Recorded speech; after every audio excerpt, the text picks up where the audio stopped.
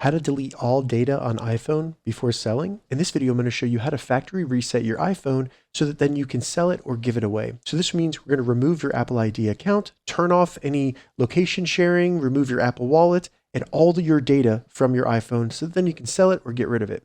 And if this video helps you, please consider giving it a like and also subscribe to my channel because that really helps me out. So to get started, open up the settings on our iPhone, and then all we need to do is scroll down and select General.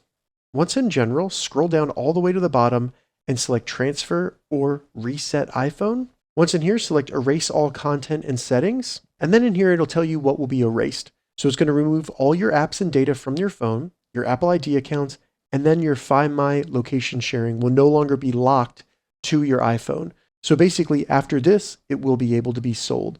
Select Continue. Now it's going to remind you that it's going to erase all your content, all your pictures, everything from your iPhone.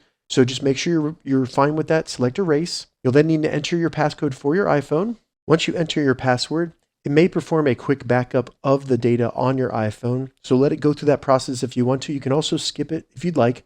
But then you need to enter your Apple ID password so that you can turn off Find My and your activation lock. So once you enter your Apple ID password, scroll down, select Turn Off. It may ask you to confirm one more time that you do indeed want to factory reset your phone. And then after that, it will perform the factory reset, give it some time and maybe charge it while it's resetting. And then once it turns back on, it'll need to be set up again, just like it did when you first got the phone. So after that, you can sell it and get rid of it. Your data has been wiped from your phone and it's safe to get rid of. If this video helped you, give it a thumbs up and please consider subscribing to my channel.